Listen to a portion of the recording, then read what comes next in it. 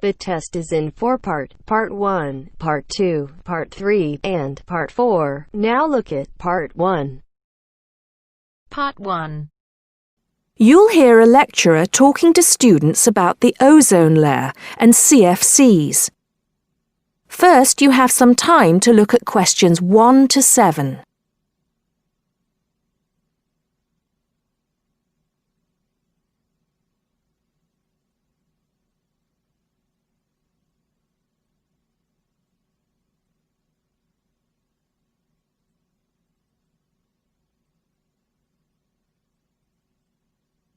Now listen carefully and answer questions 1 to 7.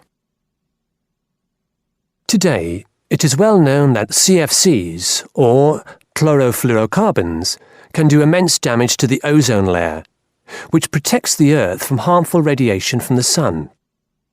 However, it was as recently as the mid-1970s when the connection between CFCs and ozone layer destruction was first established.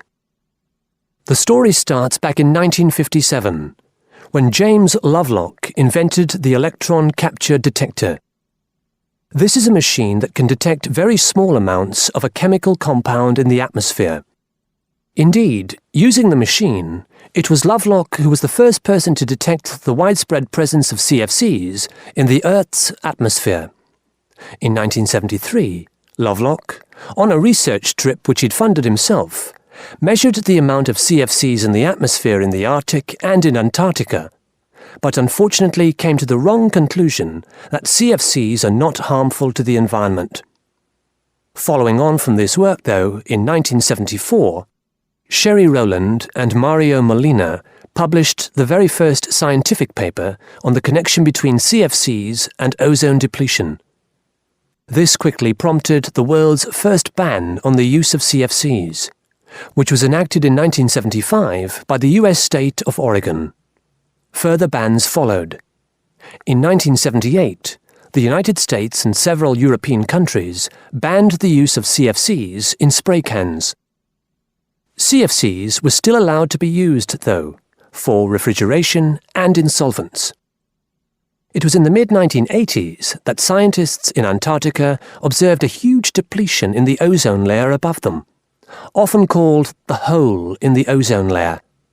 This led, in 1987, to the signing of the Montreal Protocol, which called for further reductions in the production and use of CFCs, and then, 2 years later, to a European Union agreement to ban the production of all CFCs by the end of the century. Before you hear the rest of the talk, you have some time to look at questions 8 to 10.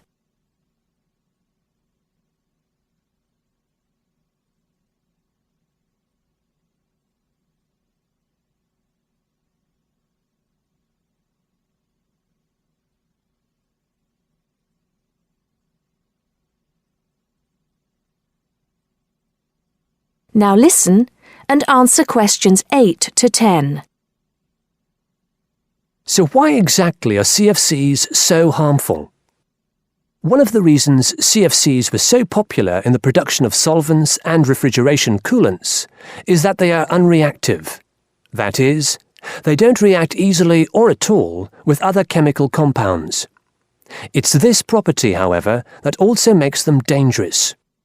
Because they are unreactive, it's very difficult for them to be broken down. This gives them a long lifespan, more than 100 years in some cases, and allows them to rise into the upper levels of the atmosphere, the stratosphere, unchanged.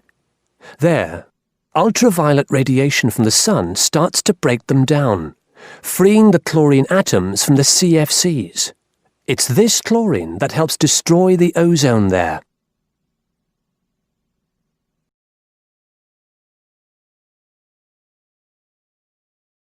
That is the end of Part 1. You now have half a minute to check your answers.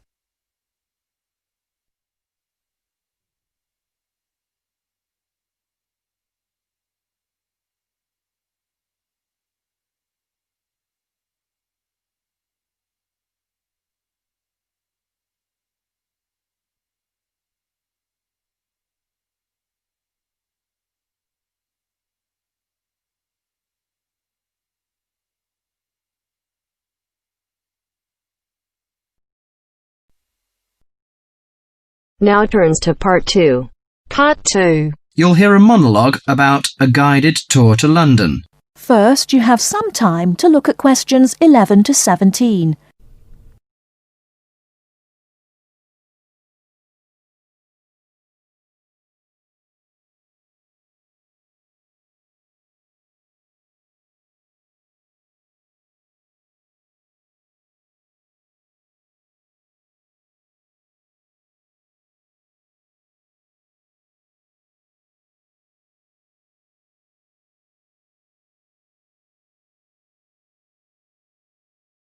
Now, listen carefully and answer questions 11 to 17. Hello, can I just have your attention for a minute? Thank you. My name is Mary Golding. Some of you may recognize me. I used to be a lecturer here at the college, but I changed jobs last year and now I work as the student officer. Okay, well, I'm in today to tell you about a guided tour that we've got going to, London. Well, this will be a good chance for those of you who haven't been to London before to have a look at this beautiful city. I think those of you who come will thoroughly enjoy it. The trip is going to be for 5 days, from the 31st of March, which is a Saturday, to the 4th of April, the following Wednesday. We'll be taking a medium-sized coach, so there'll be 45 places on that. Last time it was a minibus with only 16 places, which proved insufficient for students' needs. According to the London Development Agency, London has over 200 museums, 500 cinema screens, 108 music halls, and 5 symphony orchestras. Needless to say, we can't see it all in one day. Here are some major sites we are going to tackle on the first visit to London. On the first day we're in London, we'll be going on a boat trip up the River Thames and up the London Eye. The Eye is a giant modern Ferris wheel which stands on the south of the river, across from the Houses of Parliament. The boat cruise is included in the cost of the trip, so you won't need to worry about spending extra money. But you have to pay to ride the Eye to gaze out over the vast city. After that, we'll visit the Houses of Parliament. The Houses of Parliament, also known as Westminster Palace, was designed in the Gothic style. One of London's famous landmarks, Big Ben, the clock tower named for its 13-ton bell, is also found here. You can have a free visit up there. I think you all know Westminster Abbey, one of the most visited Christian churches in the world. There is no admission charge for this, but there are lots of souvenir shops around, so you might need some money for those. On the second day, we'll be going to the British Museum. The oldest museum in the world is also the most visited site in London. You have to pay to get in there, but it's not expensive. Before you hear the rest of the talk, you have some time to look at questions 18 to 20.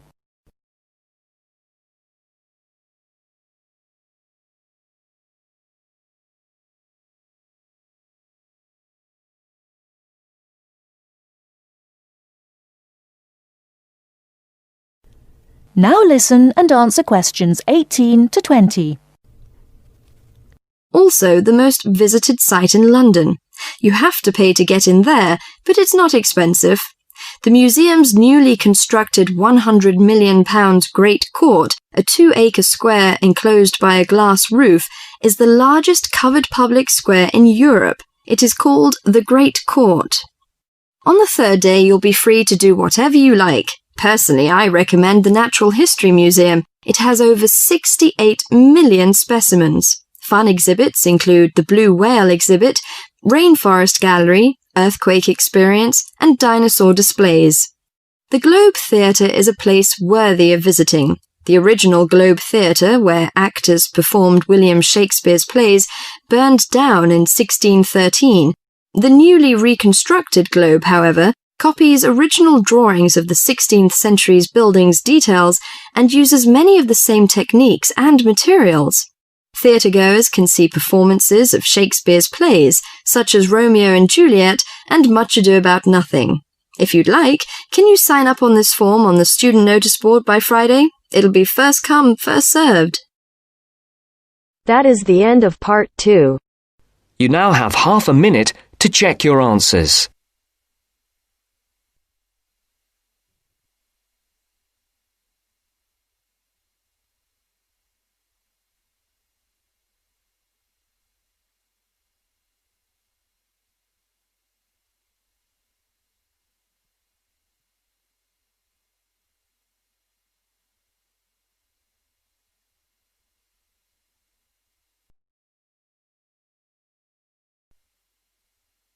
Now turns to Part 3.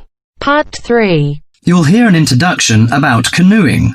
First, you have some time to look at questions 21 to 24.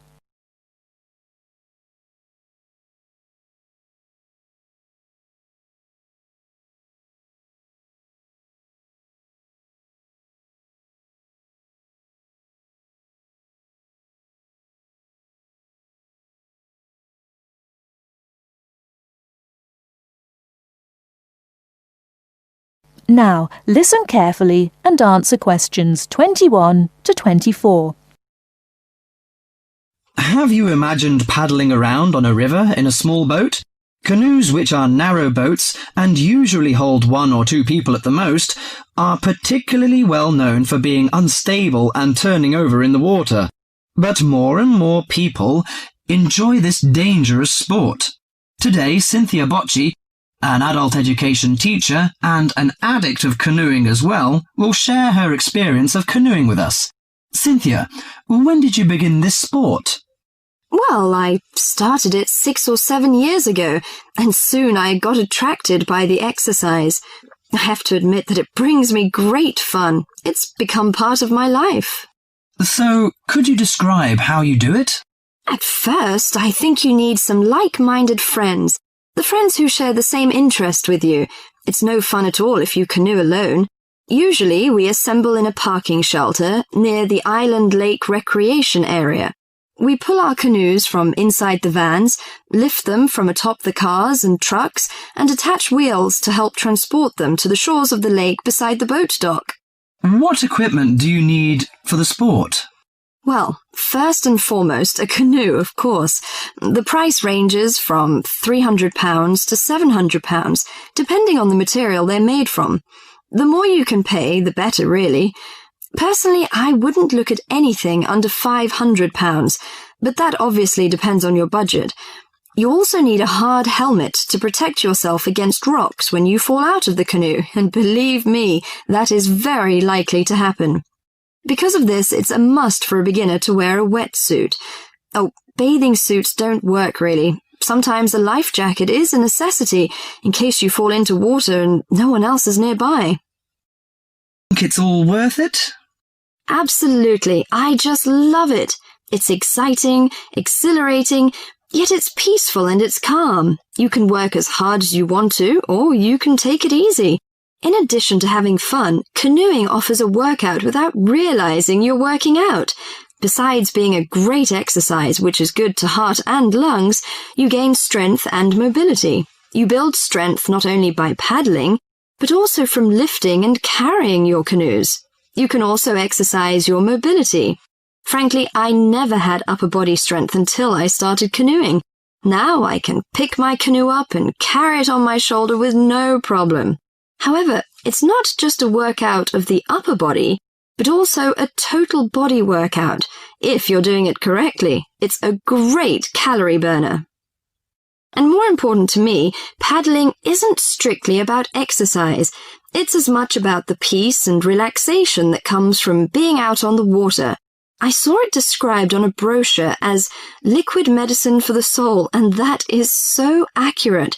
It allows you to take a mental break from your ordinary routine. It's a lot of fun and you meet a lot of great people. We connect on the waterways by responding to email invitations, posting on websites and club announcements. Also, it's a great way to get an up-close view of nature. You can sneak up on wildlife. I've been right next to ducks, deer, and all kinds of birds. You just get a different view than you can get on land. I especially enjoy camping by canoe. It's like backpacking without having to carry a pack on your back. You can put everything you need in the hatches of the canoe. Have you experienced this kind of camping? Well, whatever you say about this sport, it's never dull. I think on one level it's a serious activity and you can become a real champion, but it's a small group who take it that far. But for most, it's a fantastic sport for anyone who likes adventure. That is the end of Part 3. You now have half a minute to check your answers.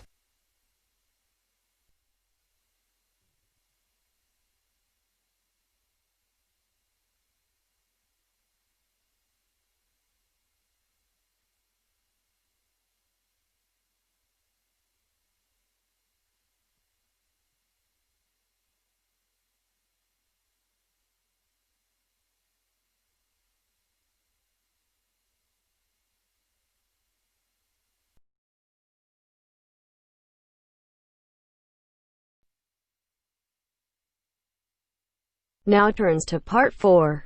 Part 4. You are going to listen to a student, Liz, giving a seminar presentation on advertising. First, you have some time to look at questions 31 to 40.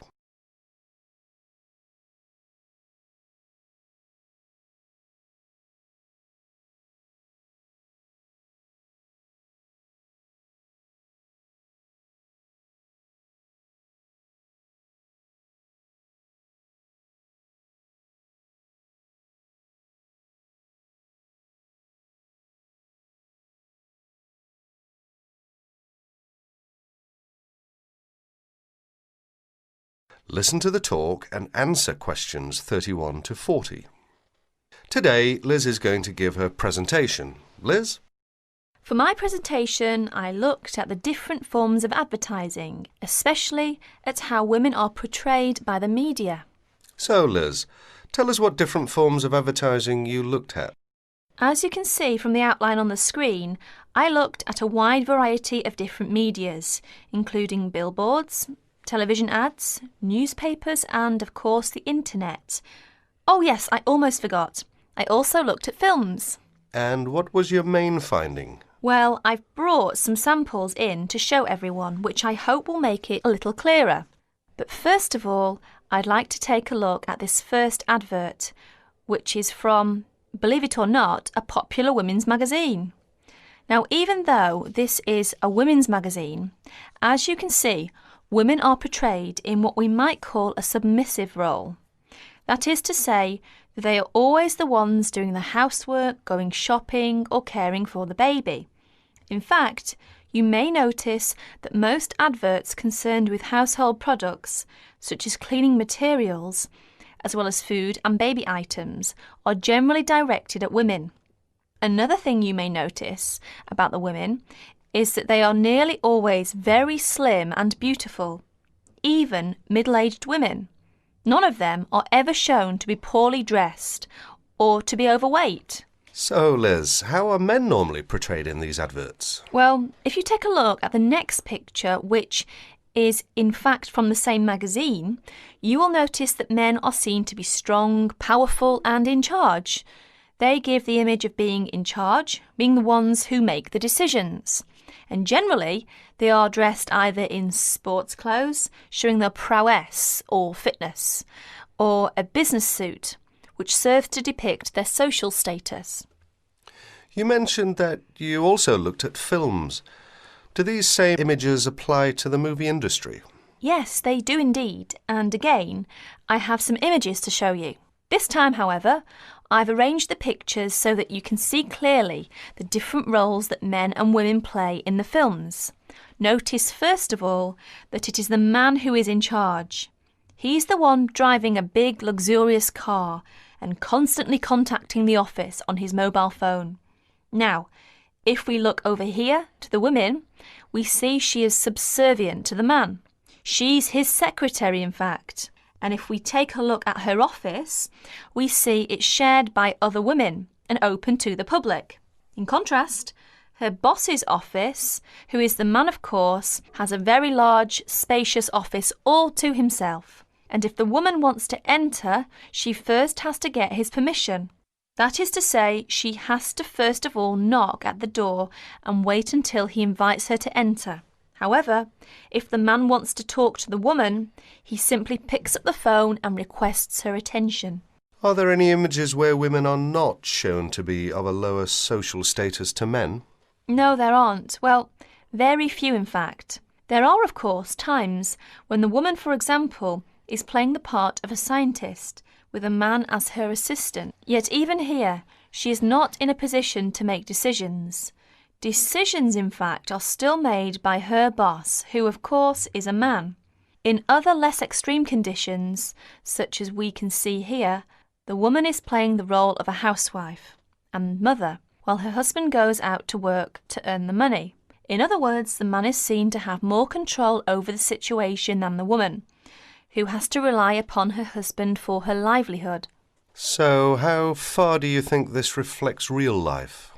That's hard to say because generally women do tend to do more housework and cooking than men. It is generally accepted that women are better able to care for children. But the problem is that we are told through the media that women are not as capable or as strong as men, that women are not as able as men to make important decisions. This, of course, is totally untrue. Many women are at least as capable as men at making decisions, more so in some cases. Are women ever seen in the media to be superior to men? Very rarely, in fact, and when they are seen to be better or faster or stronger than men, they are also seen to be a freak. You know, someone with superhuman powers. In other words, they are not seen to be an ordinary person like you or me. Why do you think that is? It's probably because if people know it's too ridiculous to be true, then they are not going to believe it. This way, it won't harm men's image. So, what's the internet like? In fact, I think the internet is probably the worst of all the media. I don't know why exactly, but I think it's probably because there is little or no control over the internet. Instead, the internet is seen as a type of no man's land, if you like. That is to say, it's not actually owned by one person or one company. Therefore, people are free to put whatever information on the internet they want. So, would you say that information on the internet should be censored? I think there should be some control over the internet because some of the images are dangerous. Dangerous? Yes, indeed. For adults, I guess it's not such a big problem because mature people are able to decide for themselves what to believe and what not to believe. But children are a different matter. They accept information that is presented to them without questioning that information or considering the consequences of believing it. In other words, children believe what they see or what they are told. And how do other people feel about information on the internet? Actually, I carried out a survey to find out other people's opinions. As you can see from this chart, the majority of people over the age of 28 were in favour of restricting the information. It was only people under the age of 20 who really thought that information shouldn't be censored. In fact, only about 8% said that information on the internet should be restricted in some way. Well, thank you, Liz. That was a very interesting topic. And I'm sure that if any of you have any questions, Liz would be more than happy to answer them. That is the end of part 4. You now have half a minute to check your answers.